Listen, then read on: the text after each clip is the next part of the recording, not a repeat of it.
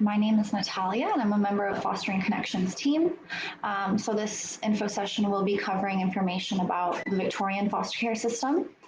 So if you're joining from anywhere else, there might be some slight differences, but before we get started, we're going to wait a few more minutes to see if more people log in to join us today. So just bear with us for maybe a minute or two longer, and then we'll get started. And if you have any specific questions about fostering, you're welcome to pop them into the chat. We'll be checking that as we go along. We'll be adding some links in there for you guys to check later. And if you miss any portion of today's live, we will be saving it on our Facebook page and YouTube as well. So it will be there for you to access later.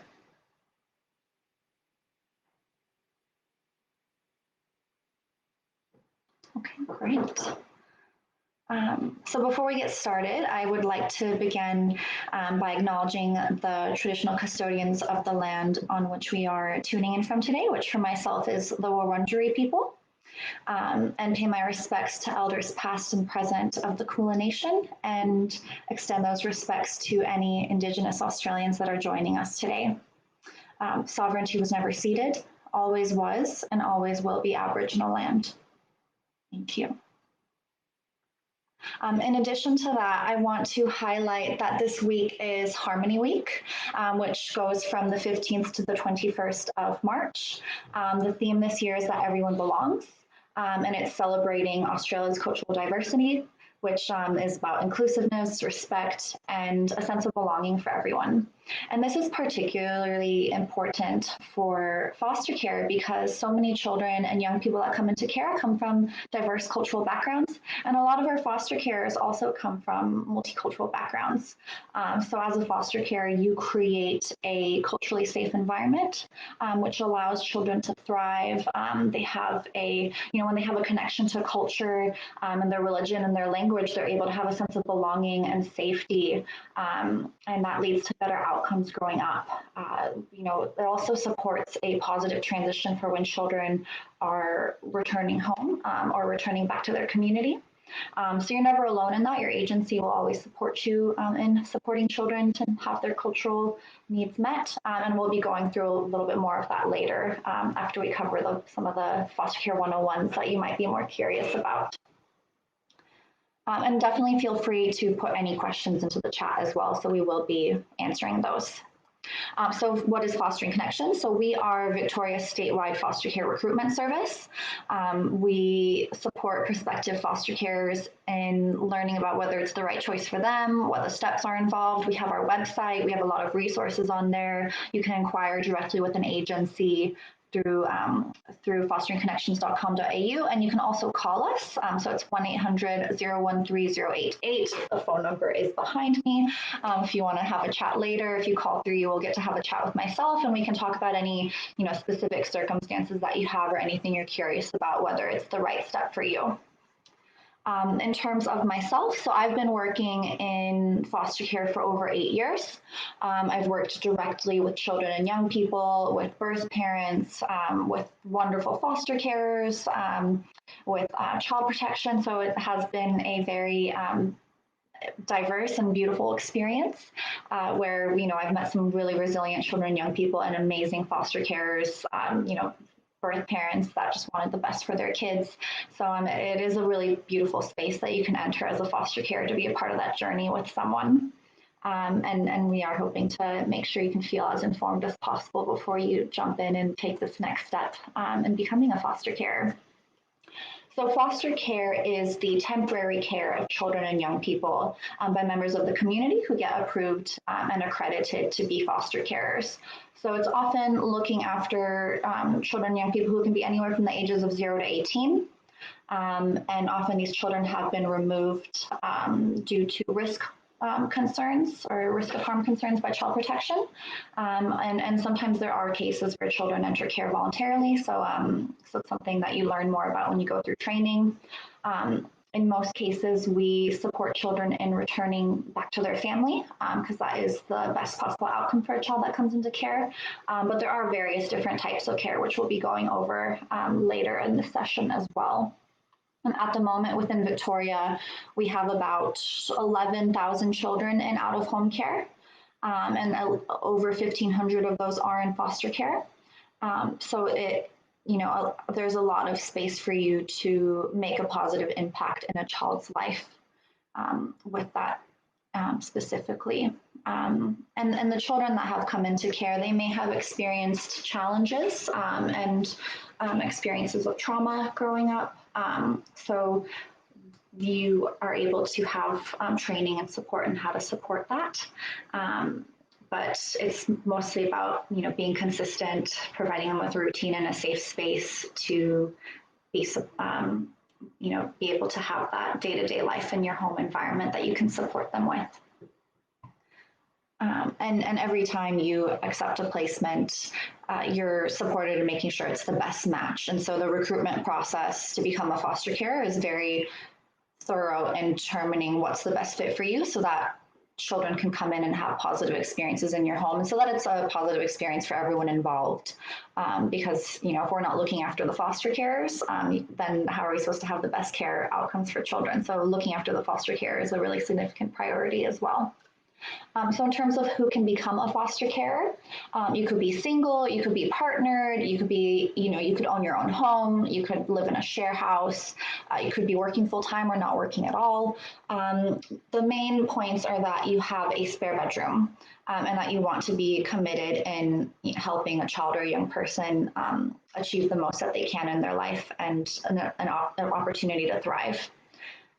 We want foster carers from all walks of life, all ages, all cultural backgrounds, all identities, and everyone has something that they can offer and support a child with. So there, if you're curious about it or you're not sure about how much time you can offer, there are a lot of flexible care options, which we'll go over with in a little bit. And I definitely encourage you guys to pop some questions into the chat, because I can cater this towards what you're interested about. If something isn't clear, or if you want a little bit more detail, feel free to pop that in there, because I want this to be useful for you. So the process of becoming a foster carer, you can inquire with us or directly to an agency. We work across the state of Victoria, so we have partnerships with all the agencies, and you can do it online and get linked in directly with an agency. If you go through our inquiry form, you fill out the details on there, you put in your postcode, and it'll give you a list of all the agencies that are in your area. So you can read their little blurbs, you can choose one that stands out to you, or you can be randomly allocated to the one that has the most need at that time. Alternatively, you can give us a call. You'll have a chat with myself, and I can input your details into the system and refer you on to an agency, and also clarify anything that you're not sure of, to make sure that you feel as informed as possible going forward. Once you are referred to an agency, they'll get in touch with you, usually within about 2 days. They'll have a chat with yourself. They'll invite you to an information session once you have attended that. And it is, ideal if you can attend that with your household, or, if you're doing this as a partner, it's great if your partner in a partnership, your partner can join you. That would be great. Once you've attended the information session, which might be one-to-one or it might be in a group setting, and pending COVID, could be online or it could be in person, because everything's changing these days.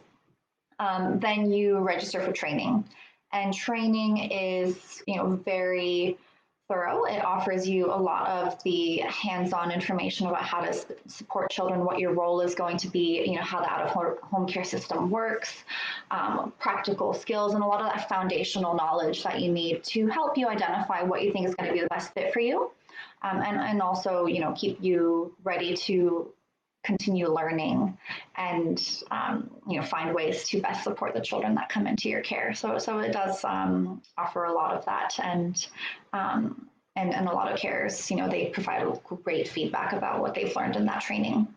Ongoing learning is definitely encouraged as a carer too. So you're always adding new skills to your toolbox to continue on that process.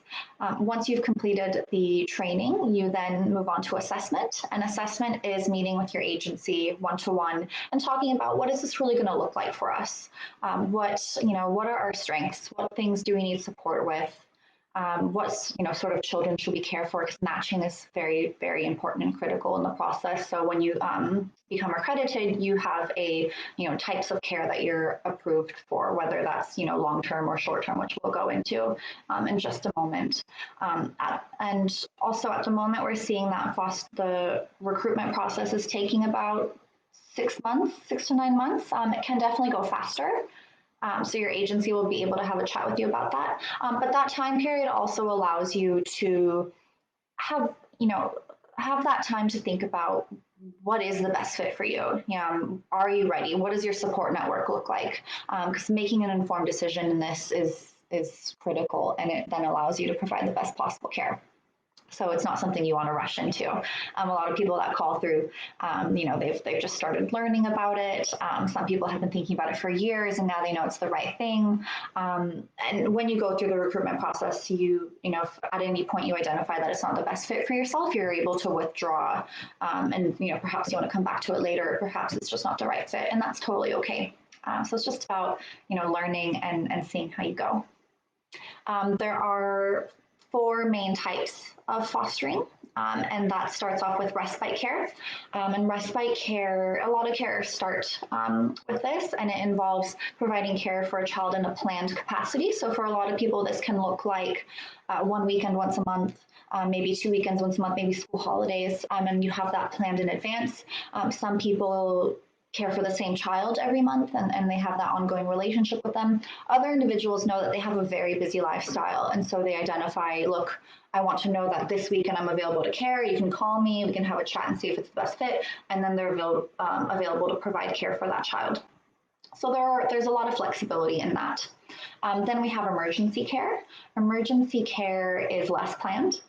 So it could be you getting a call, at 2 o'clock in the afternoon, maybe 6 p.m. If you identify that you want to be called for placements in the middle of the night because the child's been removed unexpectedly, then you can definitely do that. And emergency care is always negotiated with yourself about what you're available to provide.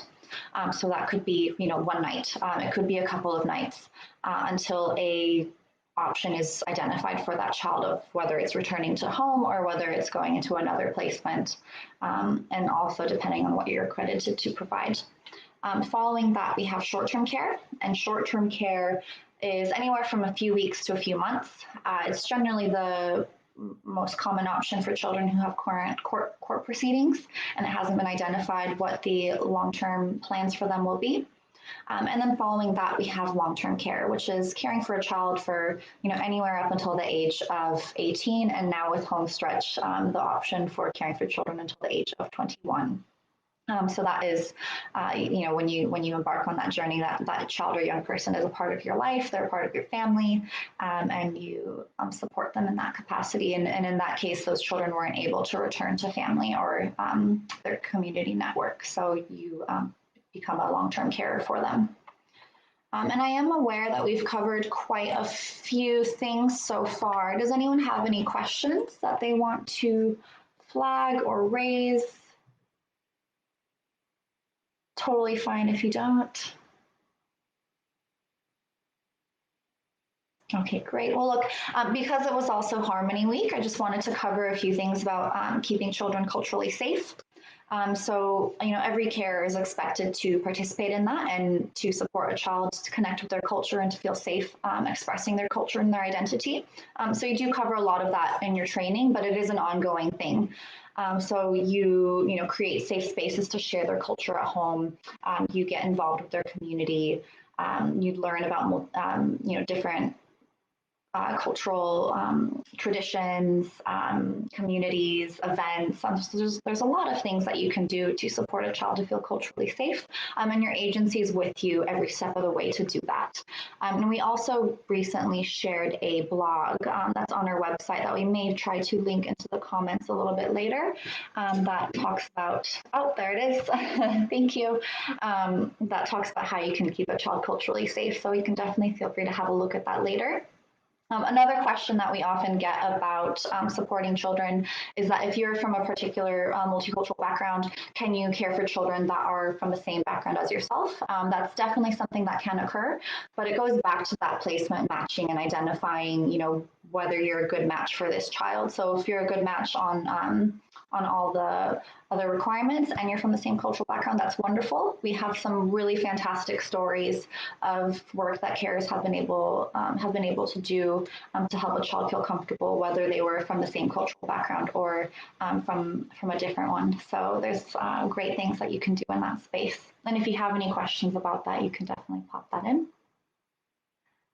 We might jump into some of the myths that we often come across when people are inquiring about foster care. The most common one is that people think that you have to care for a child full time. And that's absolutely not true. So obviously with all the different types of care and how flexible it is, carers can, change that depending on what their lifestyle is permitting. So perhaps you start off as a respite carer or an emergency care, and then a few years down the road you decide that you want to provide short-term care or you are providing long-term care. That's definitely possible. People who have done the opposite can also reduce their caring arrangements to go from something short-term or long-term to providing emergency or respite as well. So it is really flexible and it moves with you depending on your needs, which goes back to making sure that carers are, getting the support that they need, asking for help and identifying what's going to make it as positive as it can be. You don't have to own your own home and you don't have to have a huge home. Carers do need to have a spare bedroom, but that can be anywhere. And your environment, as long as it's safe and inclusive and allows a child to thrive, can look in many different ways. So there needs to be enough space for a child for them to sleep comfortably, have a space to do their homework, and to meet your home needs to meet the appropriate requirements to look after the children that you are hoping to. So if you're looking after younger children under 2, you'd be expected to have the things for that, and so forth. Your agency is able to talk about that a little bit more with you. In terms of parenting experience, that's not something that you have to come into it with, with previous experience of having your own children. A lot of foster carers come into this space because they have a passion for wanting to connect with children and young people and to be a supportive and safe adult for them. So you don't have to come in with that previous experience. Although, some people have had their own children and have decided that that's the best time for them now that their children have grown up or their children are growing up. Like, it is very, very flexible. So it's definitely not something that would stop you from being able to proceed. There's a lot of misconceptions about adoption. So fostering is not the same as adoption. Adoption is when you become the permanent legal parent of a child or young person. And then as a foster carer, the goal is to reunite the child with their birth family and to provide them with permanency while they're in your care, as determined by their court orders and child protection, to make sure that that's meeting their needs as best as it can. So when a child is in foster care, their guardian is defined through their court orders. So that could be shared guardianship with their birth family and with the department, child protection, or it could be fully with the department. So that all gets stipulated through their court proceedings. Another common one is that one person can't make a difference in a child's life. And what's really beautiful with fostering is that when it's so flexible, you still can really make an impact. There are carers who cared for a child, years previously, and then that child has come back into their care, and it provides that safe, familiar space for them. Boy in particular that spent Christmas with a foster care and an emergency placement, and then a year down the track he still recalled that placement as really positive and really wonderful Christmas that he had. So you definitely can make an impact, and if you're interested, if you've cared for a child before, or care for them once, you can let your agency know that you want to have them again if the need ever arose. So there's something to think about there. Are there any questions? Let me just check. How many children can you foster at a time? So that is identified through your assessment. So once you've done the information session, once you've gone through the training and you have a better idea of what sort of commitment this is going to be, Then you have the conversations with the agency of saying, this is what I'm looking for. Some people come to it with an idea of what they're already considering, what they think would be the best fit. Some people stick with that idea. Other people go through the process and they're like, actually, I think I could do some really great work in this space or with this age group. And so you'll come up with what you want to care for. The agency will also have their suggestions, and you guys come to an agreement about what that will look like. And then the agency will provide you with your accreditation, which fully will stipulate, what sort of care, whether it's respite, emergency, long-term, short-term, what ages, and how many children. So all and what level of support you receive. So all of that comes with your accreditation. So keeping siblings together is very important. Not everyone has the space or the time to do that. So it's about thinking about what's the best fit for you and your household. What sort of commitments do you have, and what you're comfortable with. And where your passions lie. So, some carers come through thinking that they wanted to care for school-age children, and they come out of the training and they're like, actually, I really want to work with teenagers. I think I can do a really great space helping. It's a lot of great work in that space helping young people prepare, for adulthood, and who have their having their routines and living those independent living skills. So there's a lot of different avenues that you can find there. So hopefully that answered your question. Just see if there's any more. I don't see any more. Another thing that people are very curious about is what would you learn about a child before they come into placement? So the agency will always give you everything that they have. So you receive a referral generally, and that'll have often the reasons why they entered care, their care history, what school they go to, what their family contact arrangements are. But sometimes that can vary. If a child was removed very quickly, maybe they're not known to the child protection system, then a lot of the information might not yet be there. And you'll be working with the agency while you support that child to come up with things as they go. But whatever they have, you will receive that information, and you'll be supported in that space. You can always say no to a placement as well. So, someone might call you, and a lot of carers want to just say, yes, I want to help all the time. But if it's not the right time for you, if you've got a lot going on at work, or, it's just not the right, family issues or anything's going on, we don't want carers to say yes to a placement when it's not the right fit. And then that, might not end up positively for that child. So you can always say no. And if you're not comfortable, or if you want more information, you can always ask for more information. So agencies work off your accreditation, and also what they know your skills, where your skills lie, and what you're interested in offering, to contact you about what they think is the best placement match. Because matching is a very, very important part of the process of having placements go ahead. So you're never alone in that, but you can always ask it more questions if you need to. I think we have another question. So if there are other adults in the household, do they also need to get accredited as a carer? So that really depends on their caring role. So sometimes, for example, we have a couple that have adult children in the home.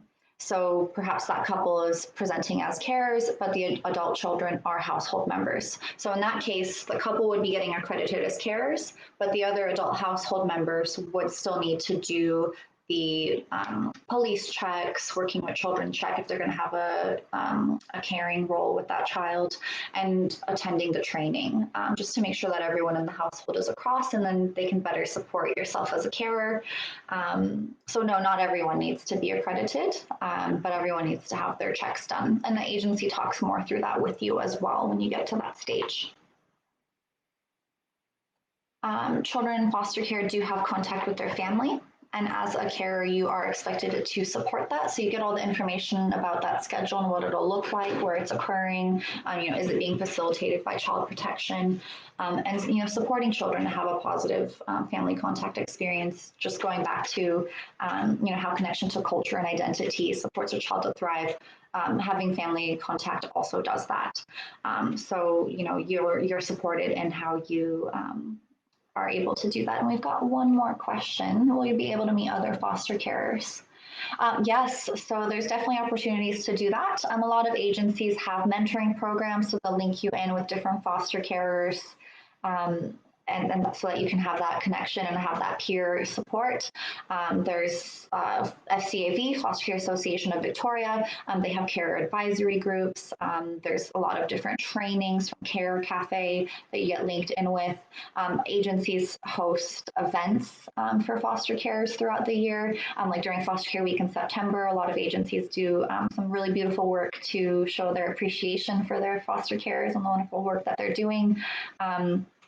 End of the year events, a lot of different things happen that you can link in with other carers who are with your agency, or even potentially with other agencies if you connect at an external event outside of your agency. So having that support is really important, and your support network is discussed during the assessment as well to identify, who can you call on when it's the middle of the night and everyone's got gastro in your house and you need some practical support in that space, or who's your person that you call when you need to vent, because the agency is always there, but it's also about who is going to be your own natural support network, whether that's your family, whether that's your friends, your work knowing that you're doing this. So it's good to think about what that support network can look like, because it can be very diverse, and that you can get support in a lot of different ways.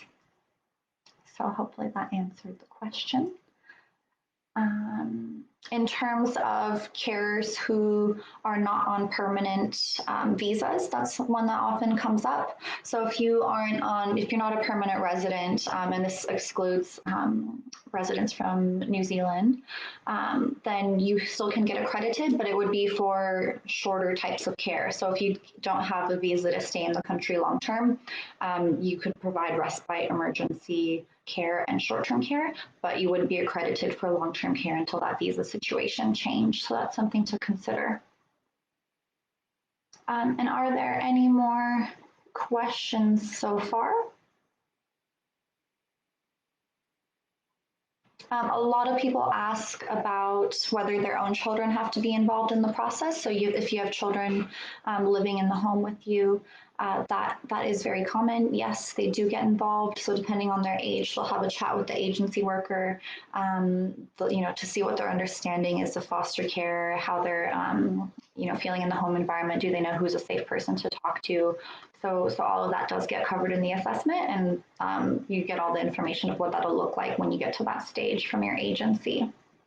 So the assessment generally, depending on COVID, happens within the home environment, and checking out the home environment is also part of that, which goes back to what I said earlier about making sure that the home is a suitable and safe environment for a child.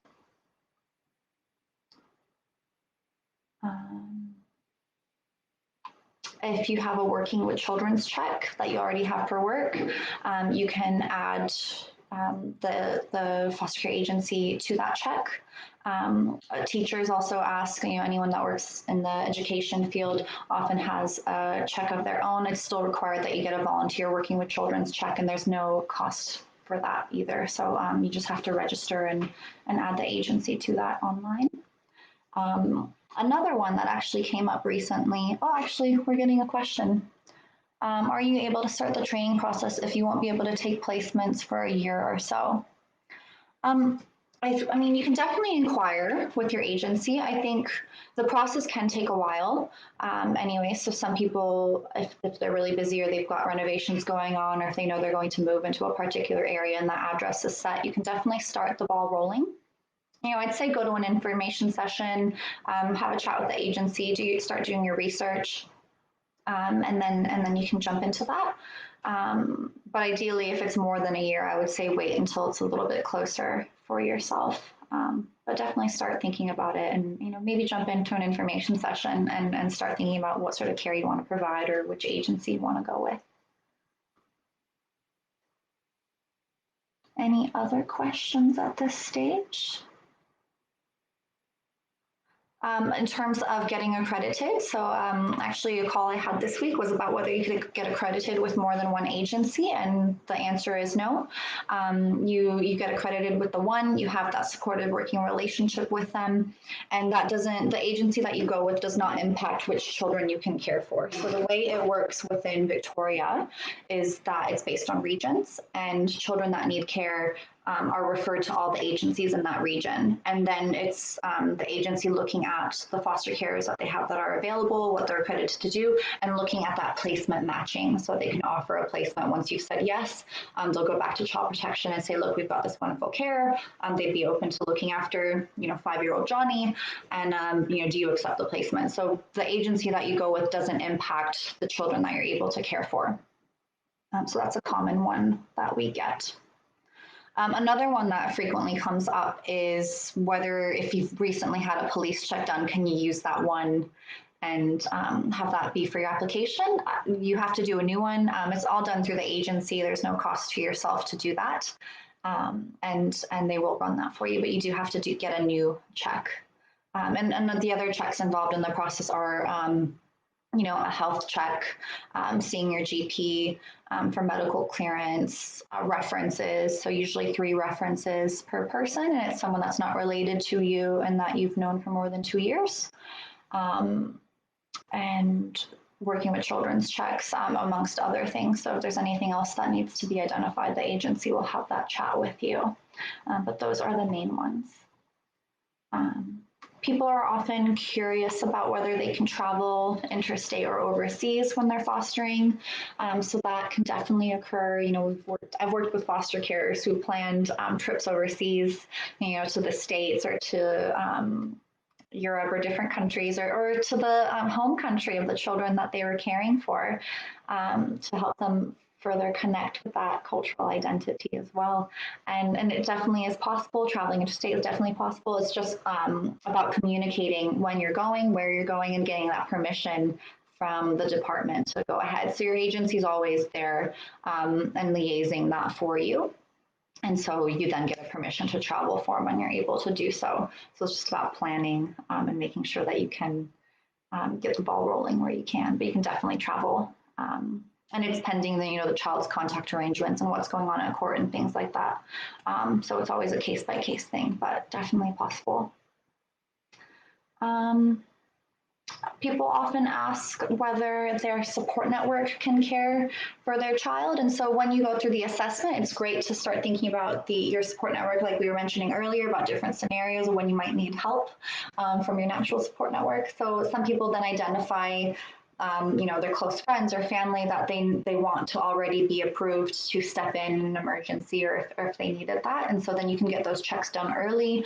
But saying that you can also have your support network, build and grow. And as that gets approved, you can just say, you want this person involved, and the agency will look at actioning that and see what needs to be done. So definitely your support network can provide care in that sort of space, and the agency will walk you through all of that. Let's see, any other questions? I feel like I'm throwing a lot of information at you guys.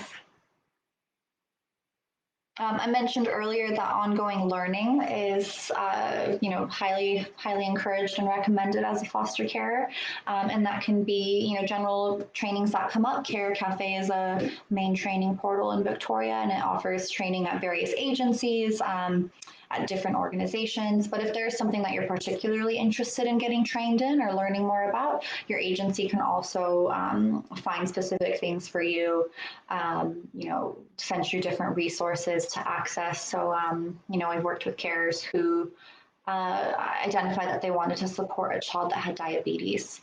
And so they went through the diabetes training so that they could care for that child due to their medical needs. Carers wanting to get training in autism to help children have children stay in their home, and they can feel equipped to support that and to ensure that it is the best environment for them. So there is a lot of specific trainings you can do, or you can just do general learning. Cyber safety is a huge one. We were doing some work on that, sharing some information about that on our social media previously. So that's a great space to stay on track of, because kids are great with their social media and apps, and they're really switched on with it. So trying to keep on track with that is great too. So there's definitely a lot of opportunities to keep learning and growing. I'm just checking if we have any other questions. Not at this stage. Um, Something that people are also curious about is what happens if they're going to move and you're accredited with a specific agency already. So you can definitely transfer as a carer. Some people transfer interstate, some people just transfer because they're moving to a different suburb and perhaps their agency doesn't cover in that area.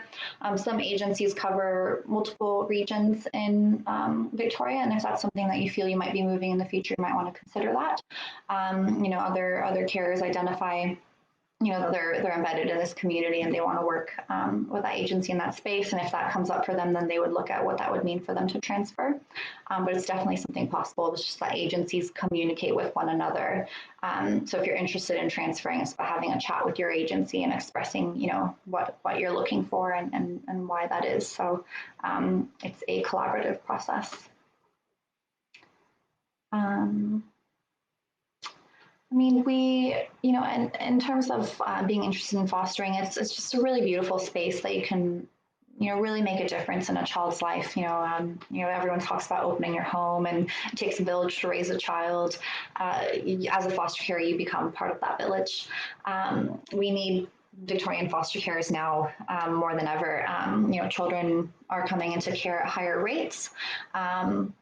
And it is such a flexible arrangement that you can find something that works for you.